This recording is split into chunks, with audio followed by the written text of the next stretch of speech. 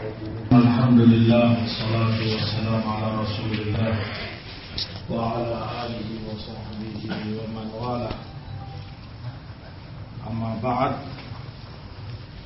Ikhwati fillah, rahimani wa rahimakumullah.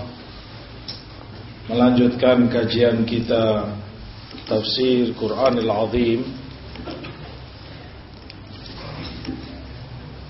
memasuki ayat kedua dari Al-Maidah, yaitu firman Allah, Ya ayyuhalladzina amanu la tuhillu sya'airallah wala syahral haram wala al-hadiya wala al-qala'ida wala aminal baital haram yabtaghuna fadlan min rabbihim wa ridwana wa idha halaltum fastadu wala yajrimannakum syana'anu qaumin an saddukum 'anil masjidil harami an ta'tadu ta'awanu 'alal birri wat taqwa wa la ta'awanu 'alal itsmi wal 'udwan wattaqullaha innallaha syadidul 'iqab.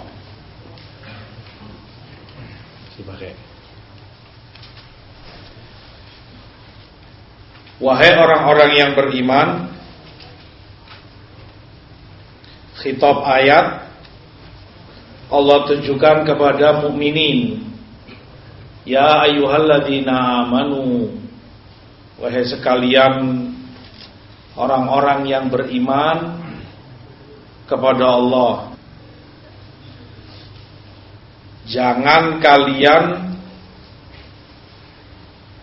mengganggu atau menyalahi syiar-syiar Allah.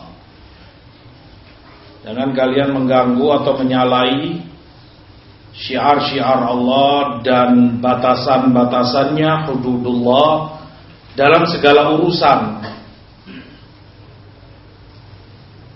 Baik itu secara khusus terkait manasikul hajj, syiar-syiar batasan Allah dalam masalah haji jangan kalian langgar, atau lebih khusus lagi terkait binatang, onta, lembu, kambing yang telah diberi tanda sebagai hadyu untuk disembelih sebagai bentuk pendekatan kepada Allah Subhanahu wa ta'ala. Sya'air ini jamak dari syairah, wazannya ma'ruf, fa'ilah, jamaknya sya'air, fa'ail.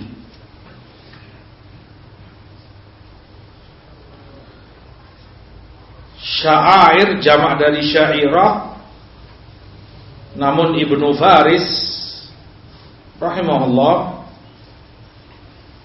dalam Mu'jam Maqayis menyebutkan yang lebih tepat mufradnya adalah syiarah. Hadza syairah, syairah atau syiarah. Sya'air ala qaul, pendapat pertama dari mufassirin menyebutkan adalah yang dimaksud dalam ayat ini isy'ar, pemberian tanda. Dan itu ada maknanya di dalam bahasa, artinya dibenarkan, dikuatkan secara lughawi. Pemberian tanda pada binatang, yaitu biasanya pada onta dilukai pada punuknya. Ya, orang Arab biasa dan ma'ruf memahami itu, bagaimana caranya. Yang jelas dilukai pada punuknya dengan pisau atau semisalnya, sehingga keluar darah, tentunya keluar darah, kemudian ini sejenak, walhasil setelah dia kering ada tanda luka dan corengan benda tadi tajam, dan orang dengan itu tahu bahwa ini binatang hadyu, binatang yang sudah diberikan atau diniatkan untuk Allah Subhanahu wa ta'ala. Beda dengan binatang-binatang lain atau onta-onta lain, karena ini sudah di-isy'ar. Ini makna pertama. Sya'air adalah onta yang telah dilukai pada punuknya, dan diketahui dengan itu bahwa binatang ini sudah diniatkan untuk dikorbankan, disembelih sebagai hadyu bagi yang haji.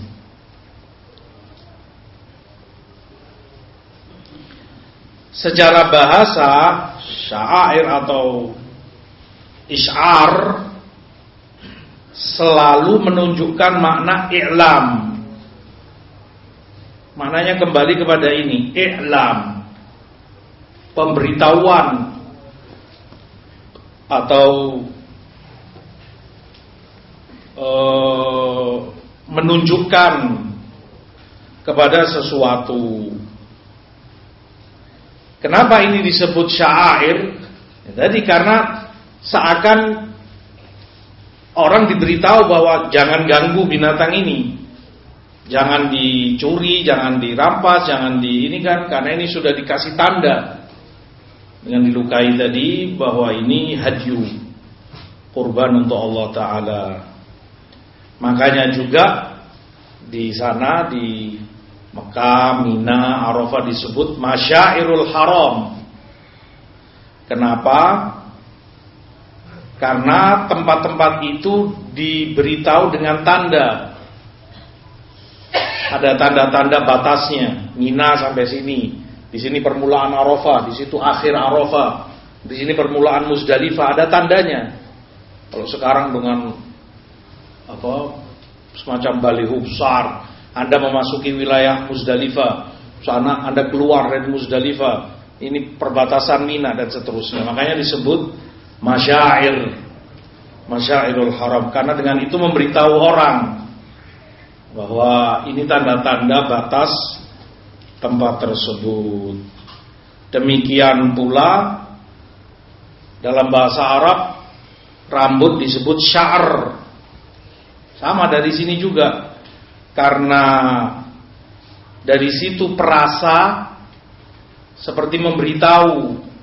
Ini misalnya itu ditarik atau dijambak, terasa sakit, seperti memberitahu kepada orangnya bahwa kamu sedang disakiti atau ditarik oleh orang.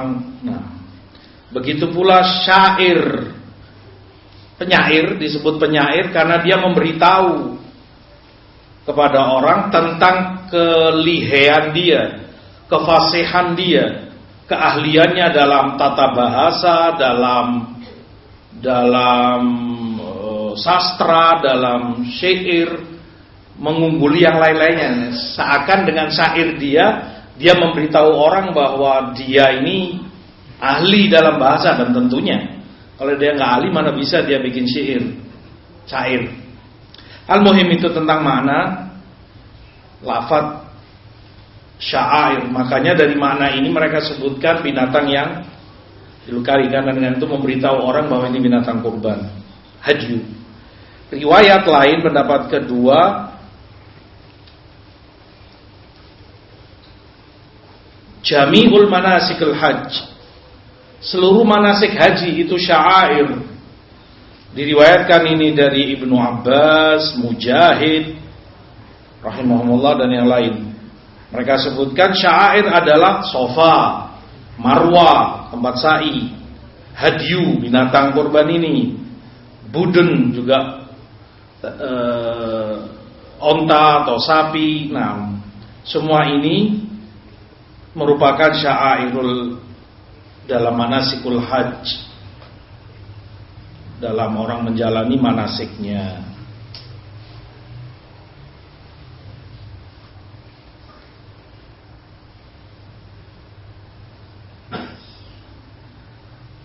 Bahkan lebih umum dari itu, Hasan Al-Basri sebutkan, juga Atha bin Abi Rabah, dinullahi kullihi atau dinullah kulluhu, semua agama Allah ini sya'air Allah.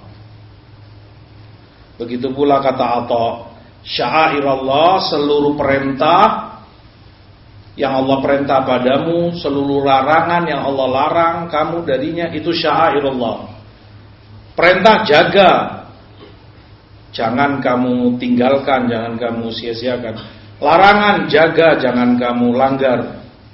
Ini seperti kata Hasan, semua agama ini sya'airullah, syiar-syiar Allah yang wajib dihormati, dimuliakan dan dijaga. Dan ini serupa dengan ayat dzalika wa man yu'azzim sya'airallah fa innaha min taqwal qulub. Demikian orang yang mengagungkan syiar-syiar Allah, yang seluruh agamanya syariat ini, maka itu dari ketakwaan qalbu. Kembali kepada pendapat yang pertama, kalau itu terkait manasikul hajj, manasik haji, isy'ar al-hadi, isy'arul hadi, melukai punuk binatang sebagai tanda dia ini hadyu untuk kurban dalam haji. Jumhur fuqaha rahimahullah membolehkan hal tersebut. Hanya perselisihan mereka kecil tentang di mana itu dilukai, tepatnya di mana pelukaannya itu. Imam Syafi'i dan Imam Ahmad juga Abu Thawr menyebutkan dilukai pada sisi kanannya. Punuk, ma'ruf punuk onta, sisi kanannya itu yang dilukai, seret. Diriwayatkan ini athar dari Abdullah bin Umar Ibn al-Khattab. Bahkan dari Ibnu Abbas, anna nabiyya ash'ara naqatahu fi safhati sanamiha al-ayman. Kata Ibnu Abbas, Rasulullah mengisyar tadi, melukai pada punuk ontanya di bagian sebelah kanannya. Hadis di Sahih Muslim. Hadis di Muslim, dilukai tadi sebagai tanda. Ada riwayat lain bahwa Rasul mengisyar itu pada sebelah kirinya, tapi kata Ibn Abdul Bar itu hadis mungkar. Sebelah kiri itu mungkar, tidak benar. Yang lebih kuat riwayat Ibn Abbas dan itu di Sahih Muslim.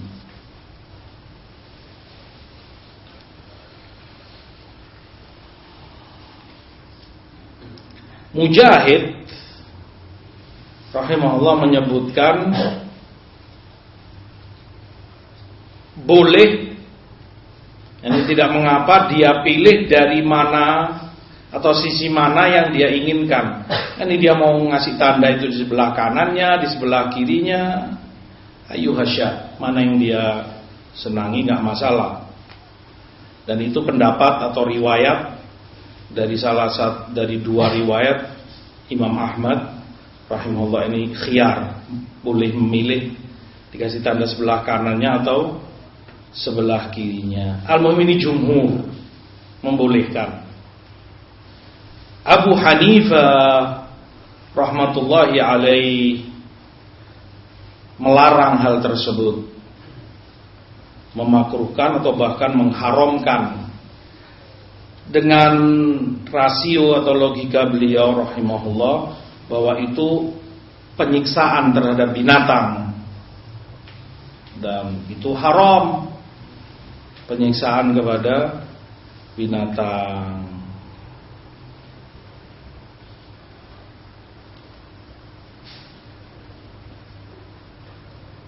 Di antara fuqaha Ahnaf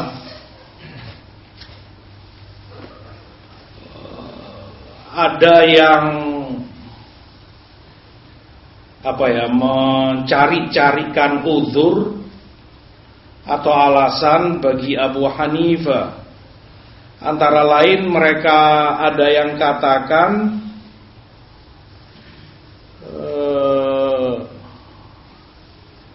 yang dimaksud beliau kalau itu berlebihan dalam melukainya, karena itu akan menyiksa binatang tersebut. Ada pula dari mereka yang mengatakan bahwa ini dimakruhkan atau dilarang oleh beliau karena kalau itu sekadar tanda untuk diketahui orang bahwa ini hadyu, mubah. Tetapi melukai binatang itu haram dan muthla, menyerupai mutilasi, haram, dosa. Makanya lebih dikuatkan sisi larangannya, karena larangan dalam syariat ma'ruf tentang melukai atau menyiksa binatang yang itu makhluk Allah Subhanahu wa taala. Ada juga di antara mereka yang mengatakan itu dilakukan di zaman Rasul SAW karena ma'ruf di zaman itu Arab, orang-orang Badui atau secara umum masih banyak dari mereka yang mencuri, merampas binatang-binatang ternak, terutama onta. Maka perlu dikasih tanda ini sehingga mereka tahu, dan itu ma'ruf di mereka. Oh ini jangan diambil, ini sudah dikasih tanda berarti ini untuk hadyu, ini manasik ini. Jangan diambil, ini yang lainnya aja gitu. Karena itu tujuannya, kata mereka, maka begitu hilang tujuan tersebut ya hilang hukumnya. Artinya di kemudian hari ketika negeri sudah aman, orang sudah pada tahu, maka nggak perlu dikasih tanda, toh orang sudah tahu ini onta dibeli untuk hadyu, nggak perlu lagi dikasih tanda. Makanya kemudian dilarang atau bahkan makruh seperti madhab Abu Hanifah rahimahumullah. Tapi yang jelas pendapat ini berbenturan dengan sunnah. Hadis di Sahih Muslim Ibnu Abbas jelas menunjukkan asy'arana qatahu fi safhati sanamihal aiman. Rasul mengisyar, memberi tanda pada punuk ontanya di sebelah kanan punuknya. Dilukai memang dan keluar darah. Setelah itu dihentikan darahnya dengan sesuatu. Walhasil ada tanda kalau itu binatang hadyu. Kalau pembahasan tentang boleh atau tidaknya itu jelas boleh, karena dilakukan oleh Rasulullah Sallallahu Alaihi Wasallam, dan tidak mungkin bahkan mustahil Rasulullah SAW menyiksa binatang. Maka ini pengecualian, artinya tidak termasuk sama sekali dari bentuk penyiksaan binatang. Apalagi ini untuk tujuan manasik, syiar yang begitu mulia di dalam ibadah haji. Binatang dikurbankan, disembelih untuk Allah Ta'ala, bagi yang tamattu, bagi yang qiran. Nah, makanya logika apapun yang bertabrakan dengan nusus, dengan sunnah, maka itu tertolak. Itu yang para ulama sebutkan, idza ja'al athar batalan nazar. Begitu ada athar, ada riwayat, nazar dalam hal ini rasio dan logika batal semuanya. Mungkin logika semula tampak benar, tampak bagus, itu kan melukai, itu kan penyiksaan, itu kan begini, nggak boleh begini. Ya rasio betul saja, secara akal benar, tapi di sini ada nas, ada hadis Rasul lakukan, mau apa kamu? Maka batal semua logika ini, terbuang, sudah tertolak, nggak ada gunanya, batal semuanya. Wa idza jaa nahrullah jaa batalat Nahrul Ma'qil. Begitu ada nas, ada ayat, ada hadis, semua logika, semua rasio manusia terbuang. Salah semua jelas.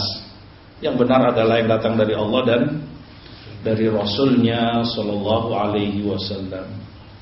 Ya, rahimahumullah, mungkin Abu Hanifah belum tahu hadis ini atau belum sampai kepada beliau. Nah, yang jelas kita diwajibkan untuk mentaati dan mengikuti Rasulullah Sallallahu Alaihi Wasallam. Apa yang beliau lakukan itu adalah kebaikan dan kebaikan segala-galanya.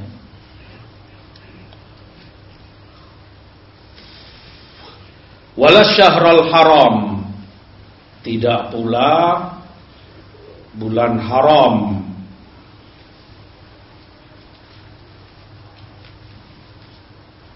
Yani jangan kalian menyalahi bulan haram.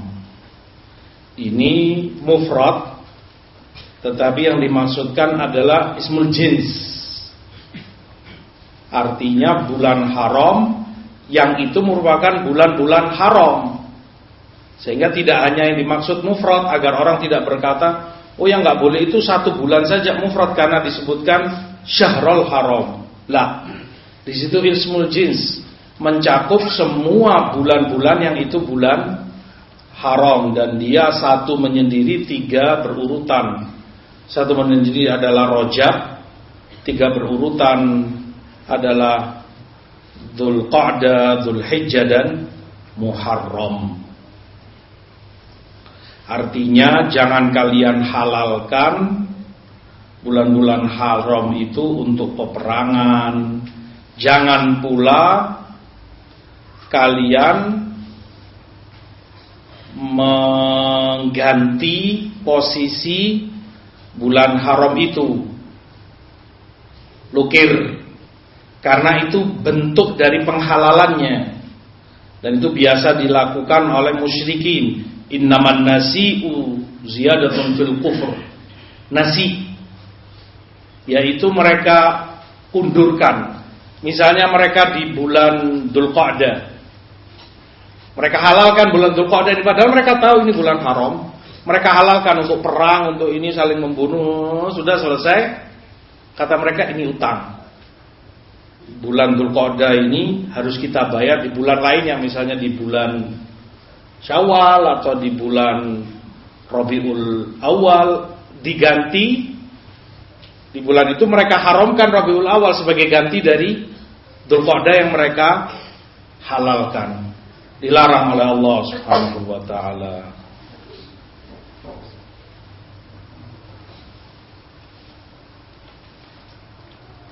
Walal hadiyah walal qala'id. Walal hadiyah, al-hadyu, binatang yang dipersembahkan ke Baitullah di Mekah sana, yang dikorbankan untuk Allah di sana, baik itu onta, sapi atau kambing. Hadyu mufradnya hadiyah atau hadiyah. Hadiyah walal hadiyah. Kembali kepada penafsiran tadi, kalau sya'air, la tuhillu sya'air Allah, seperti Ibnu Abbas dan Mujahid katakan itu manasik, manasik haji, kan termasuk hadyu ini manasik. Tetapi disebutkan secara khusus karena nilainya yang tinggi, besar, karena keagungannya. Adapun kembali kepada penafsiran pertama, sya'air tadi binatang yang dikasih tanda, maka mereka katakan ya sya'air berarti binatang Onta tadi yang dikasih tanda dikukai pada punuknya. Adapun hadyu di sini walal hadiah, binatang yang untuk dikorbankan tetapi tidak dikasih tanda, itu hadyu. Yang dikasih tanda itu namanya sya'air, yang tidak dikasih tanda itu namanya hadyu. Jadi dibiarkan gitu saja tanpa ditandai.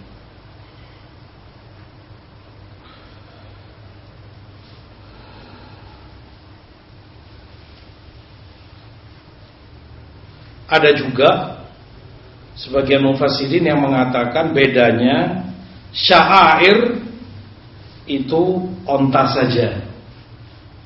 La tuhillu sya'airallah, onta. Walal hadiah di sini artinya sapi dan kambing. Itu bedanya kata sebagian mereka. Hadyu itu sapi atau kambing, sya'air itu khusus onta. Ini atau itu penafsiran mereka tadi. Namun jumhur menyebutkan al-hadyu umum, mencakup segala yang ditakorubkan, dikorbankan untuk mendekatkan diri kepada Allah dari binatang sesembelihan ataupun sedekah, ataupun sedekah tidak harus dalam bentuk binatang, itu hadyu.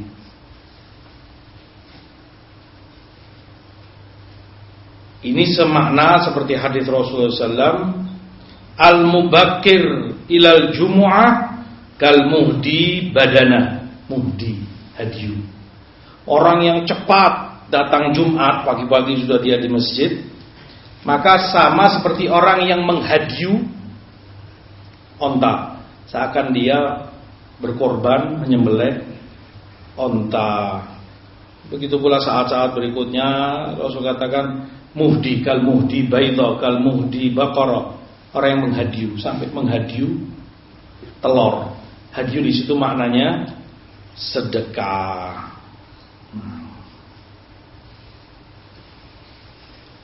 Makanya para ulama katakan orang yang mengatakan, kalau dalam bahasa Arab, inni ja'altu thawbi hadiyan, aku menjadikan bajuku ini hadyu, maka wajib bagi dia untuk mensedekahkannya. Kalau dia sudah tentukan itu hadyu. Itu kalau dia sebut bajuku ini, tasku ini, makananku ini, minumanku, kendaraanku dan yang lainnya. Tapi kalau tidak dia sebut, hanya secara global dia katakan, misalnya lillahi alayya hadyun, aku bernadar atau mengeluarkan hadyu untuk Allah, maka hanya tertuju kepada salah satu dari tiga ini, onta, sapi dan kambing, itu hadyu, disembelih untuk Allah. Begitu pula yang Allah sebutkan, fa in uhsirtum famastaisara minal hadi. Kalau kalian dipersulit, dihalangi, tidak bisa masuk, menyempurnakan ihram kalian, maka sembelih yang mudah bagi kalian dari hadyu, yaitu kambing. Begitu pula yang Allah sebutkan, yahkumu bihi zawa adlin minkum hadiyan balighal ka'bah.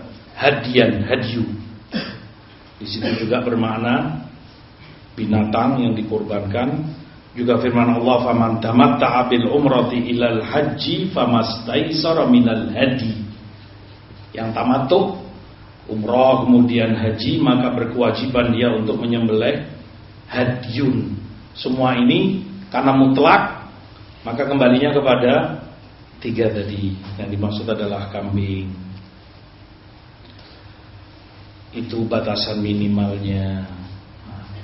Hadyu, seperti fuqaha katakan, segala yang diberikan atau disedekahkan untuk Allah Ta'ala. Ya apapun, mungkin dia sedekahkan air, maka dia bagikan di jamaah haji air minum, atau mungkin makanan, atau yang lainnya. Yang jelas segala yang dia berikan, dia sedekahkan mengharap ridha Allah Subhanahu wa ta'ala. Ini hadyu. Walal hadya walal qalaid. Al qalaid sesuatu yang dipikul, ini sesuatu yang seperti dikalungkan di leher mereka sebagai amanat bagi mereka.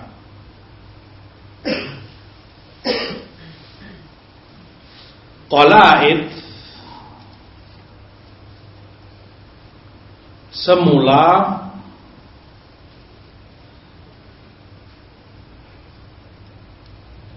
musyrikin atau di masa jahiliyah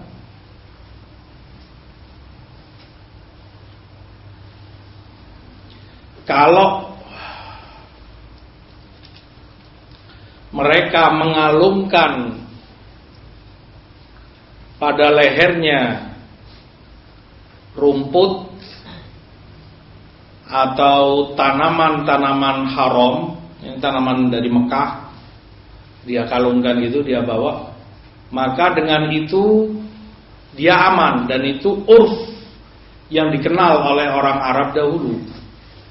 Ma'ruf, kalau dia gunakan itu berarti nggak boleh diganggu ini orang. Qalaid, dengan dia menggunakan kalung dari tanaman atau rumputan yang diharam di Mekah, maka dia dengan itu tidak boleh diganggu atau tidak boleh disakiti. Qalaid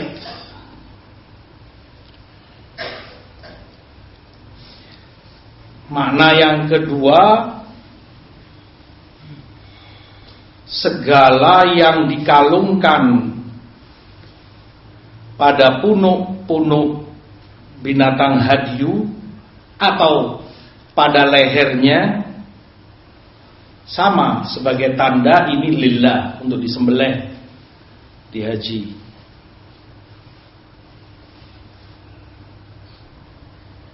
Dan ini sunnah Ibrahimiyah dari Nabi Ibrahim alaihissalam yang dijaga turun temurun oleh Arab dan ditetapkan, yang ditakrir oleh Islam.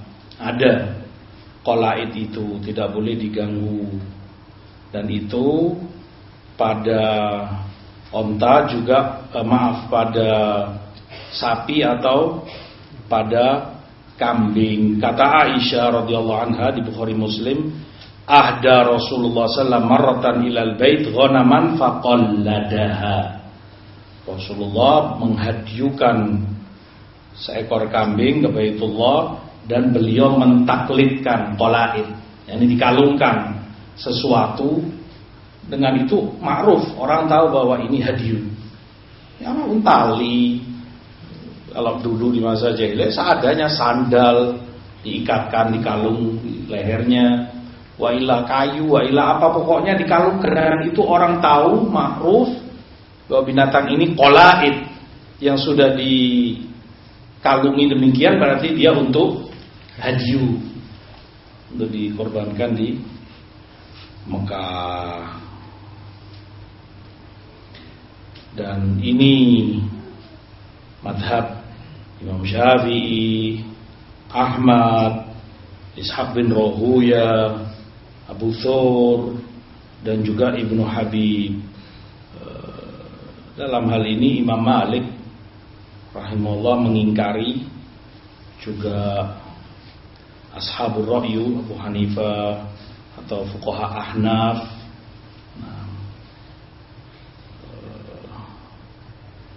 memakruhkannya. Allahu alam apa yang menjadi alasan mereka mungkin menyalahi atau dengan itu menyerupai syiar jahiliyah, mungkin dianggapnya demikian sehingga beliau menolak, bahkan mengangkatkan itu mungkar, diingkari keras oleh Imam Malik rahmatullah alaih. Sama itu rasio dan logika tertolak sama sekali karena ada hadis di Bukhari Muslim bahwa Rasulullah SAW mengalungi kambing yang beliau jadikan hadiah dari Aisyah, maka tertolak semua logika mendapat manusia siapapun dia. Seperti yang Imam Malik sendiri katakan, kullu ahadin yukhadu wa yurad illa sahibu hadzal qabr. Setiap orang bisa diambil, bisa ditolak pendapatnya kecuali yang dikubur ini, juga disyaratkan ke kubur Rasul sallallahu alaihi wasallam. Seperti tadi, dalam hal ini Imam Malik yang menyalahi jumhur rahmatullahi alaih.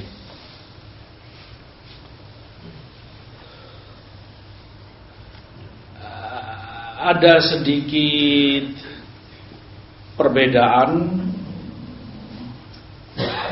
pada sapi. Fuqaha mengatakan kalau sapi ini punya punuk, karena nggak semua sapi ada punuknya. Sapi Madura ya ada punuknya, atau Bali. Al-muhim sapi yang ada punuknya di punggungnya, maka ini riwayat dari Abdullah ibnu Umar di-isy'ar, dilukai tadi, sebagai tanda dia syair, disamakan seperti onta karena dia punya punuk seperti onta punya punuk. Kalau tidak punya punuk ya dikolait, dikasih kalung. Riwayat dari atau pendapat Imam Syafi'i lah, kata Imam Syafi'i tidak ada bedanya. Sapi punya punuk, sapi tidak punya punuk, bebas. Artinya boleh kamu mau mengisyar, hatta yang nggak punya punuk kamu mau lukai di punggungnya bagian atasnya sebagai tanda boleh. Punya punuk kamu nggak lukai tapi kamu kolait, kamu kasih kalung juga boleh. Yang penting tujuannya adalah sebagai tanda bahwa ini adalah hadyu untuk Allah Subhanahu wa taala.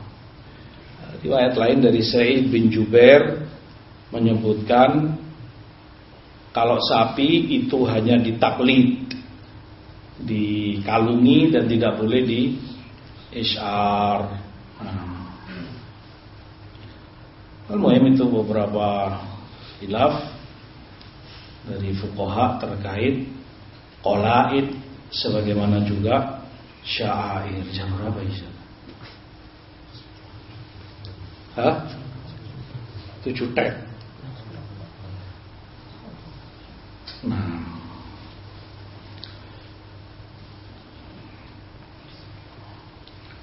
disepakati pula oleh para fuqaha bahwa orang yang telah mengalungi binatangnya, ontanya atau sapinya dengan niat ihram, untuk ihram haji, dan itu dia bawa bersamanya, maka dengan itu dia menjadi muhrim. Dengan itu dia menjadi muhrim, orang yang ihram, sudah masuk ihram. Kalau dia sudah mengalungi ontanya atau sapinya, nah, dan saqa ma'ahu, dia bawa itu onta atau itu sapi. Firman Allah tadi di ayat ini, la tuhillu sya'airallah. Di sini tidak ada penyebutan ihram. Tetapi ketika Allah menyebutkan qalaid, maka diketahui itu posisinya posisi orang yang ihram. Karena ayat kalau kita perhatikan, ya ayyuhalladzina amanu la tuhillu sya'airallah wala syahrul haram walal hadiya walal qalaid. Qalaid telah diketahui tadi, binatang yang dikalungi sebagai tanda bahwa itu hadiyu yang dia persembahkan atau dia pakai untuk ihramnya, untuk hajinya. Dari situ fuqaha memahami bahwa jika orang telah memberi tanda ini pada binatangnya, berarti dengan itu dia telah muhrim. Dia harus menyempurnakan atau melanjutkan manasik ihram pada dirinya. Wallahu ta'ala alam wa sallallahu alaihi wa sallam. Alhamdulillah.